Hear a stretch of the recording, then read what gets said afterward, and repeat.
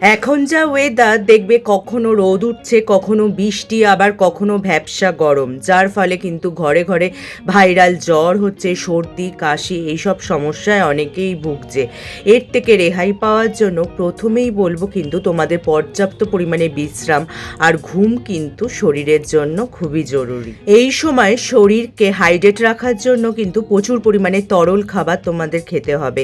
তার মধ্যে ফলের রস, ডাবের জল এবং স্যুপ যদি তোমাদের ডায়েটে রাখতে পারো তাহলে কিন্তু উপকৃত হবে। আর এই সময় যদি একটু আদা আর মধু দিয়ে তোমরা চা খেতে পারো বা গরম জল খাও তাহলে কিন্তু উপকৃত হবে, কারণ আদাতে রয়েছে ইনফ্ল্যামেটরি গুণ, আর এই মধু কিন্তু আমাদের গলা ভালো রাখতে সাহায্য করে।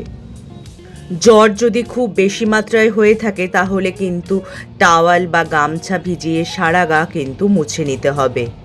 তাছাড়া এই সময় যদি তোমরা গরম দুধে 1 চিমটে হলুদ মিশিয়ে খেতে পারো তাহলে কিন্তু তোমাদের রোগ প্রতিরোধ ক্ষমতা অনেকটাই বেড়ে যাবে। তবে সবশেষে একটা কথা বলবো, যদি তোমাদের জ্বর 103-এর বেশি হয়ে থাকে, তার সাথে মাথা ব্যথা, শ্বাসকষ্ট হয়, অবশ্যই কিন্তু তোমরা ডাক্তারের পরামর্শ নেবে। আর জ্বর যদি 3 দিনের বেশি স্থায়ী হয় তাহলেও কিন্তু তোমাদের চিকিৎসকের পরামর্শ নেওয়া প্রয়োজন।